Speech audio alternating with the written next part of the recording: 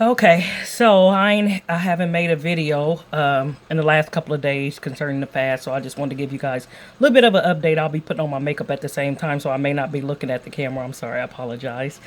Um, anyway, so we are currently today will make day 7, and so I will talk about. I think I might have talked about day 4 and day 5 already. I'm sorry, day 4 already. So I'll talk about. No, I talked about 3, so I'll talk about 4 and 5. Anyway, 2 days ago, so I guess that would make day 4. All day, I did good with the fast. I was pretty proud of myself, you know.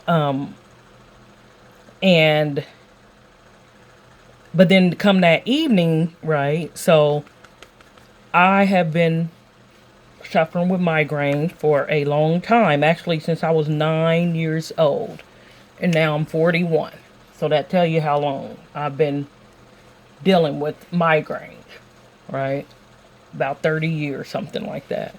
And so I have learned over the years, like any migraine sufferer, my triggers and I get like an aura. Some people get that, which if some people don't know what that means like a feeling, something that happens right before you get one. Sometimes it's a visual change, so you may see little floaties or different things like that. Some people feel anxious, and it's just not with migraines. It might be with a seizure or any other things like that. So for me, I usually get a little bit of pressure on one side of my head. I do sometimes get the spots, the floaties. Sometimes they're dark spots, sometimes there's light spots. But the main aura that I get is I always feel extremely nauseated, and I'll have just a little bit of pressure on one side of my head. And I had that kind of starting that afternoon, and silly me ignored it. I didn't do anything about it. So by the time I got home, I had a full blown migraine. Well, I shouldn't say full blown, but it was getting worse and worse. Of course, my little cute little granddaughter, Cha Cha, was here. So all my attention was kind of on her. Rightfully so, her and my daughter. But so then me and my husband decided we wanted to go to a movie and out there. You have a little date night, you know. And so by the time I got to the restaurant to eat, which was going to be our only meal, now I got this full blown migraine. And when I have a migraine, I am extremely nauseated, sensitive to noise, sound, smell. All my senses are hypersensitive. So I have all this going on in a restaurant, right? Smelling all these different foods, people talking, seem like silverware chattering, full blown migraine, looking at my meal, can't even eat it. Now, this is the only meal I'm going to get, right? And me and my husband, want to be right about it. And one meal a day means one meal a day. It doesn't mean starting to eat and then eating all evening.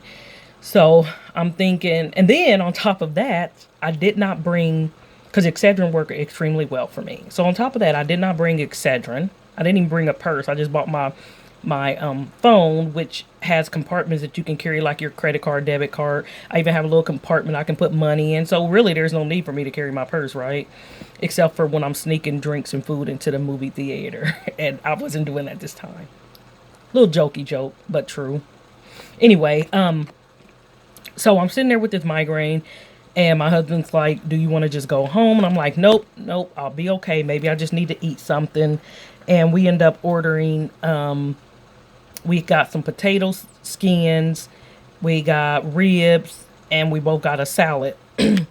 Well, by the time I was able to eat my salad, barely. I mean, I just felt extremely sick to my stomach. I felt like I was going to throw the salad up. And so I couldn't really finish much of that. But then I thought I need to get some protein in. I don't want to not eat. So started to eat the ribs. And anybody know ribs are kind of greasy. I mean, these weren't real greasy, but they are kind of greasy. And So that kind of made my nausea worse. So I couldn't even finish the ribs. Oh, sorry. It fell down. So I couldn't even finish the ribs. And so now the only thing I've eaten is some bites of salad and a couple of bites of ribs. And there was like some rolls and, you know, bread kind of get in your stomach and expand. So I thought it would help. Basically, at this point, nothing helps. Nothing. So I just did not eat, and we ended up going to the movies, and we watched Glass. Very, very good movie, by the way. I mean, that movie it was very interesting. And the problem is, I've heard of Unbreakable, but I never really watched the movie all the way. So I kind of watched it backwards. So then when I came home, well, not that night, that's something totally different. But like the next day, I ended up watching Unbreakable to understand exactly how the two knew each other and how they related to each other. But anyway, so get home and my head is pounding. So since I still had some food in my system, I went ahead and took the Excedrin. And probably about an hour later felt much better. Now, I did go ahead and eat the rest of my food because I had not had anything in, really not much at all, and I just did not count that evening meal as my meal because I didn't really eat much. So that was how, I believe it was day 5 went. I mean, migraine. So then day 6, which was yesterday, was the hardest day, of course, because it's Saturday. And normally through the week I'm at work. So it's easy to stay busy and not think about food. You know what I mean? Like every once in a while my stomach would growl, but I'm always doing something. There's always something that I could be doing at work, of course. So it's easy at work. And then today being at church, heck, you're hearing the word of God, and our church is very lively and a wonderful church. So keep you interested, keep you engaged. So I'm probably not going to think much about food today. And then by the time we come home, y'all know, I'm just being honest, black churches, you're at church all day. So by the time we get home, it'll be about 1:30ish, close to 2. And so at that point, you know, we won't have that many hours before we eat. Me and my husband decided that we'll eat every day around 6 p.m. One day was actually like 7. Sometimes things come up. And it was like 7. So anyway, yesterday we didn't do too bad. It was, it was Saturday. We were busy. Because it's easy for me to just like be chill and kind of lazy all day on Saturday. Easy. But I decided that yesterday on my Saturday, I was not going to lay in bed all day, despite the fact that there was all of this, my energy drink, all of this snow and whatnot going on. We decided that we were not going to, oh, sorry, got to get my comb. We were not going to lay around and just be lazy all day. So we got up and we was out and about in that snow, really driving around. I found a couple of gift cards that I forgot I had, so I decided to go use those, and was gonna go get my nail fixed, and did not quite work that way. Sorry guys, y'all gotta see this mess up here. Look at this. Yeah, so see that up in there?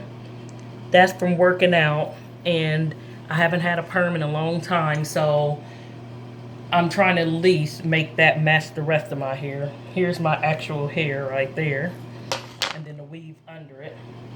I will be making an appointment today. Anyway, I'm off the subject.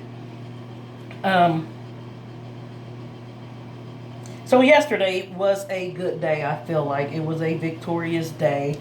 I didn't have any issues, and I still had some,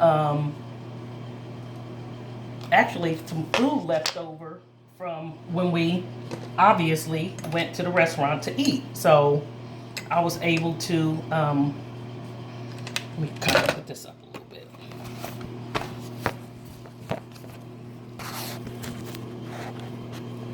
There we go. So I was able to enjoy my leftovers from yesterday, no, from Friday on yesterday, which was the rib. So let's see what today brings. Today we're supposed to have some turkey. Look at that, pretty, ain't it? Anyway, today we're supposed to have some turkey, and my husband does most of the cooking in our house. He loves to cook. He's one of those people that sings and happy when he cooks. I'm surprised he didn't have a career as a chef. But anyway, he loves to cook, and thank God that he does, because I do not love to cook. I will cook if I have to cook, like I did for many years as a single mother. But if I don't have to cook, this girl is not cooking, okay? So, anyway, so today we're supposed to have like turkey, and I think we said we're gonna have like some potatoes, and peas, which I told him the potatoes and peas pretty much fall in the same category. So I asked for some either green beans or like spinach or something. So we'll see if that's what we end up having. But whatever's there, I will be eating it. I ain't gonna hesitate, and I ain't gonna complain about it. Right? Beggars can't be choosers, so we will see what today brings. Ooh, Lord. I need to make an appointment to go see Miss Alicia soon. Because, see, she can make that little new growth right there really lay flat. Better yet, my grades, she can make them lay flats. Those things are like wires. They do whatever they want to do. I don't blame them. They old, and they feel like they got a right to do whatever they want to do. They don't want nobody telling them what to do. Okay, so I'm almost done. As y'all can see, I got 10 minutes before church service start. And one thing I will say is we don't live that far from church. So as long as there's no trains on that darn track, I can literally get to church in a matter of 2 minutes. So just trying to make this hair behave a little bit more so I'm not looking too rough. You know, our motto is whosoever will, let them come. So nobody will probably even care. However, I care. So there you go.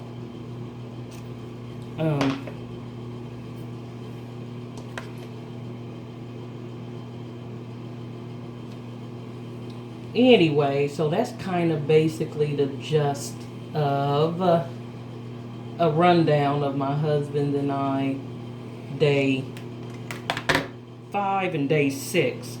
And oh my God, so I have to tell you, I'm a little bit, maybe a little bit jealous about my husband, right? Of course he's a man, and I shouldn't be. I should expect it, but he has lost, because mind you, before we started doing this 40-day fast, we had already been doing a Daniel fast, which is fruits and vegetables, but you could eat all day if you want, but you just eat fruits and vegetables, eliminate meat, sweets, bread. So honestly, in my opinion, see what y'all think? Better? I'm gonna get something and kind of put that down, but anyway, it's a little bit more, I will admit, it's easier to do because you're eating all day versus eating once a day.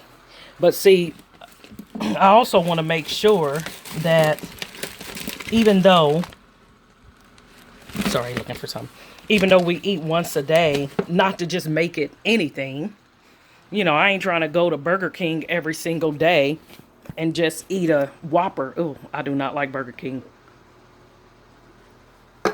But my point is, you could eat probably 2,000 calories in a meal, depending on what you choose to eat. So this is what I was looking for. Put that on and get the stepping. Oh, I didn't start my car. Lord have mercy. Unplug this. So, continue to keep us in prayer. Not just us, everybody that have chosen to participate in the church and around the world.